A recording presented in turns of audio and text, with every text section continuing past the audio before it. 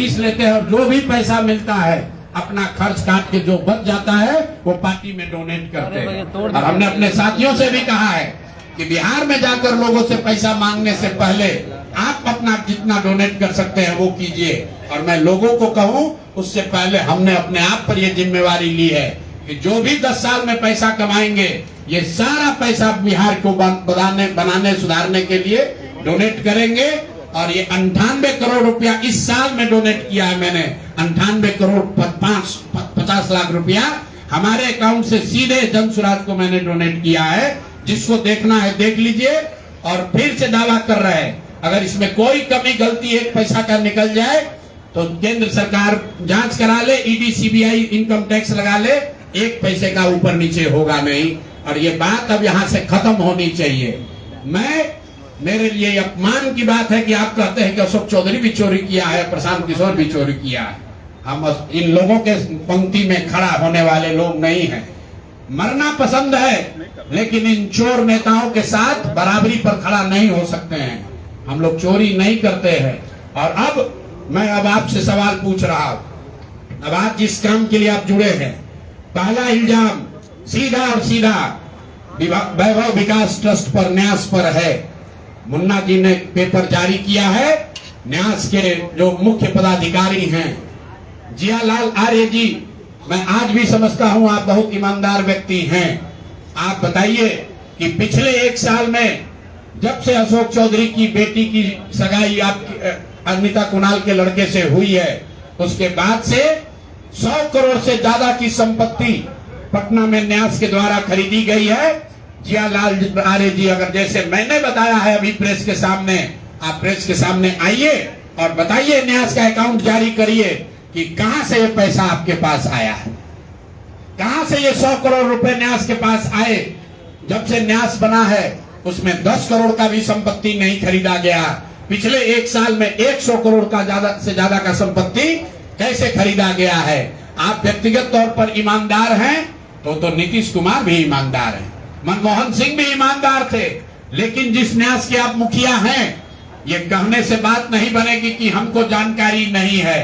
मैं अभी आपके सामने चुनौती दे रहा हूं, वैभव विकास ट्रस्ट से, न्यास से लोग आकर ये बताएं कि पिछले 1-1.5 साल में 100 करोड़ से ज्यादा की संपत्ति पटना में उस न्यास के माध्यम से कैसे खरीदी गई है। उसमें मुख्य सचिव, यहाँ बिहार के मुख्य सचिव जो हैं उनके परिवार की महिला हैं, तो अभी इनकी जिम्मेवारी है। मुख्य सचिव यहाँ पर प्रत्यय अमृत हैं, इनकी सास है मुन्ना जी, इनकी सास है प्रत्यय अमृत की सास है, इनकी सासू माँ है। और जियालाल आर्य जी और अनिता कुणाल, ये तीनों लोग बताए। इन्होंने कहा किशोर कुणाल जी का नाम बहुत बड़ा है, तो किशोर कुणाल जी के नाम पर ही कम से कम उनके नाम को दागदार मत कीजिए। समाज ने उनके नाम की बड़ी प्रतिष्ठा है। तो आप प्रेस को बुलाइए और क्लियर कीजिए कि आपके न्यास से, मैं 3 लोगों का नाम ले रहा हूं। जियालाल आर्य जो बहुत सम्मानित व्यक्ति हैं, ईमानदार व्यक्ति हैं, उनकी ऐसी छवि है। दूसरा अनिता कुणाल जी जो किशोर कुणाल जी की पत्नी है। और तीसरा यहाँ के मुख्य सचिव की सासू माँ। ये तीनों लोग बताएं कि न्यास में 100 करोड़ से ज्यादा की संपत्ति खरीदने का पैसा कहां से आया है। दूसरी बात, अशोक चौधरी के नाम पर जो संपत्ति की बात कही गई है, हम लोग उस बात पर कायम हैं। 200 करोड़ की संपत्ति इन्होंने अर्जित की है।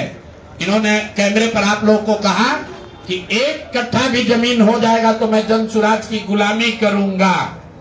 मेरे भाई, मुन्ना जी ने अभी पूरा डॉक्यूमेंट जारी किया है।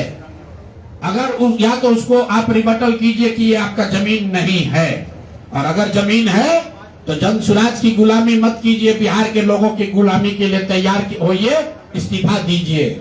नहीं इस्तीफा दीजिएगा तो आपका घेराव होगा, आपका राजनीति आपका नहीं करने देंगे। हम लोग राज्यपाल, मुख्यमंत्री नहीं सुन रहे हैं तो हम लोग राज्यपाल महोदय के पास जाएंगे, कोर्ट में जाएंगे, इनके खिलाफ कार्रवाई होनी चाहिए। और 100 करोड़ का मानहानि का नोटिस भेजे थे। आज डर के मारे शायद कहे हैं कि अब आगे हम कानूनी कार्रवाई नहीं करेंगे। तो 5 दिन के अंदर अंदर आधिकारिक तौर पर लीगल नोटिस वापस ले, और नहीं लेंगे तो इन पर 500 करोड़ का और घोषणा करेंगे। नोट कर लो भाई, 200 करोड़ पर घर आए हुए हैं ना, ये 500 करोड़ का और अवैध संपत्ति जो खरीदा है अशोक चौधरी ने अलग अलग नाम से, 7 दिन का समय दे रहे हैं।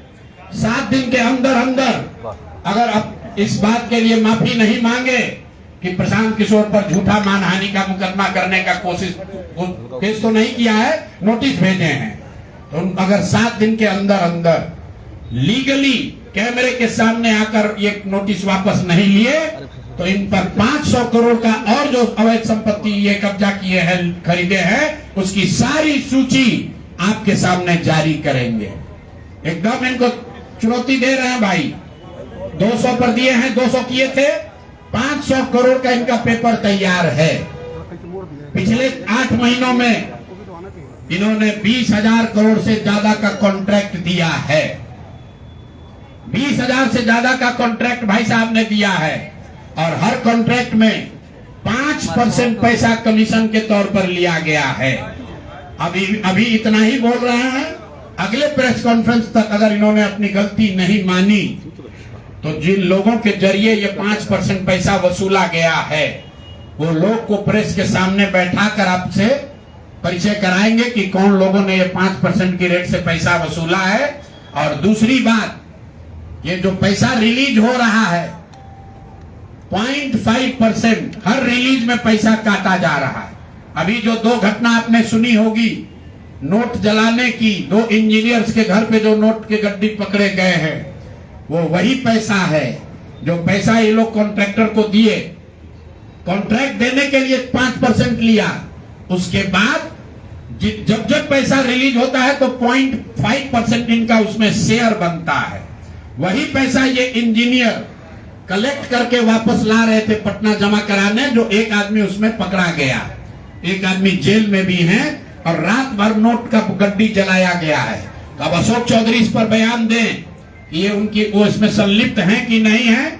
नहीं है तो आपके सामने अगले प्रेस कॉन्फ्रेंस में उन लोगों को खड़ा करेंगे जो इनके बिहाफ में ये पैसे की वसूली कर रहे हैं, और इनको उसका जवाब देना पड़ेगा।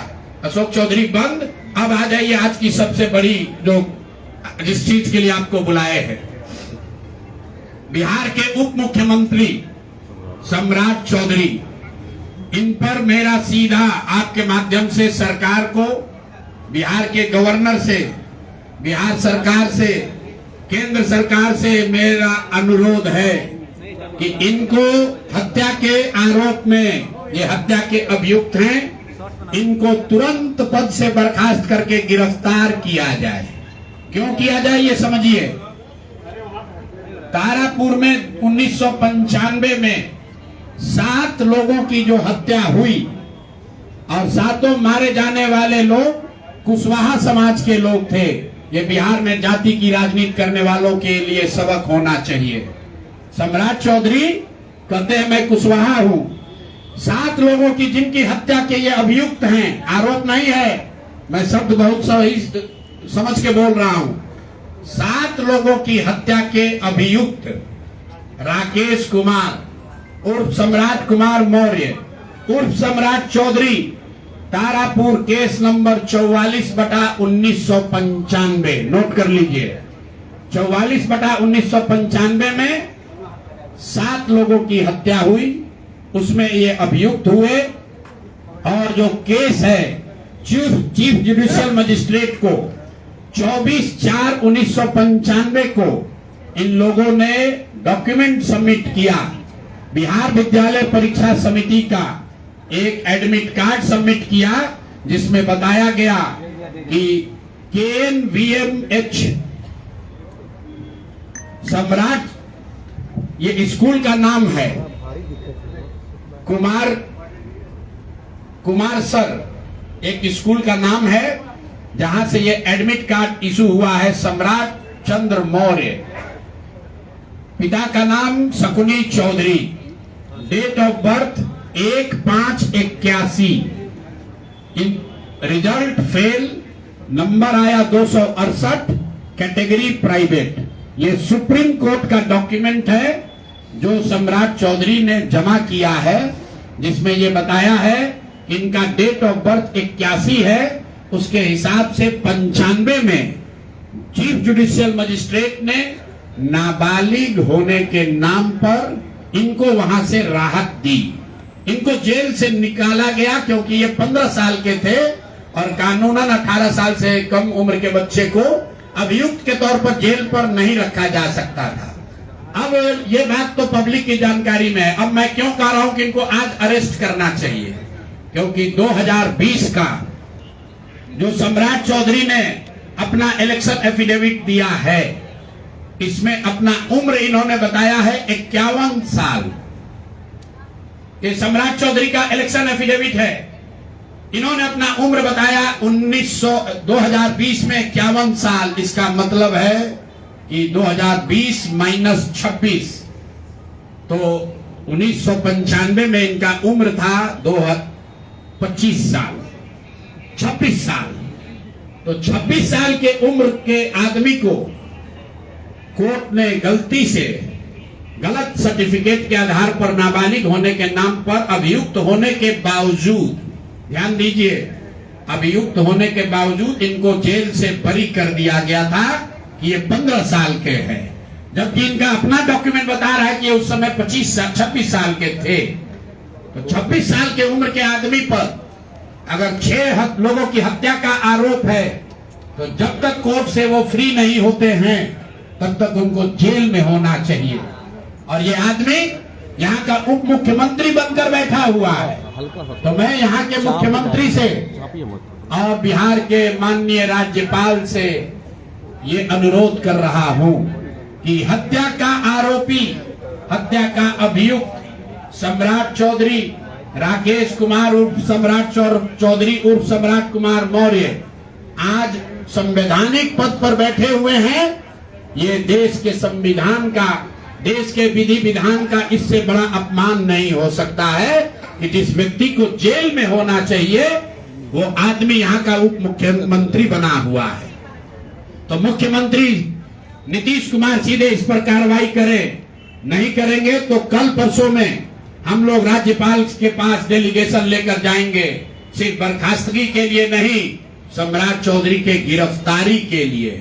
पूरा समझिए, मैं कैमरे पर कह रहा हूं, सम्राट चौधरी हत्या के अभियुक्त है, जेल से फर्जी डॉक्यूमेंट निकाल कर बाहर निकले हैं। या तो इनको बर्खास्त करके गिरफ्तार कीजिए और नहीं तो देश में जितने लोग हत्या किए हैं उनको भी जेल से छोड़ दीजिए।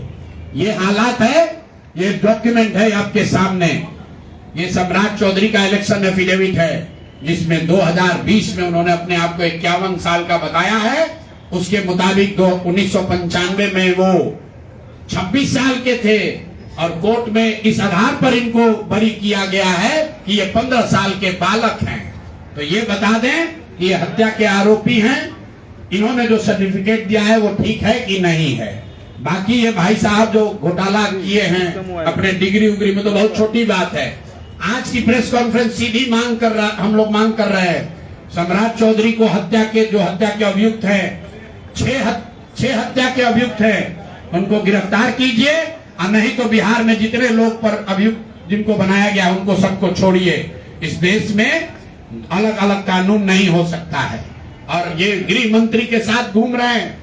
मोदी जी को हम लोग कल पत्र लिखेंगे कि आपके पार्टी का नेता, जितने लोग भाजपा के समर्थक हैं, भाजपा के जितने लोग नेता हैं, कार्यकर्ता हैं, वोटर हैं, आपके जरिए से सबको बता रहा हूं, मेरे भाई एक बार अपने दिल पर हाथ रखकर सोचो, जिस व्यक्ति पर 6 लोगों की हत्या का आरोप है, जो व्यक्ति 6 लोगों की हत्या का अभियुक्त है, उसको तुम अपना नेता बनाकर बिहार का उप मुख्यमंत्री बनाए हो और तुम अपराध की बात करते हो, तुम जंगल राज की बात करते हो।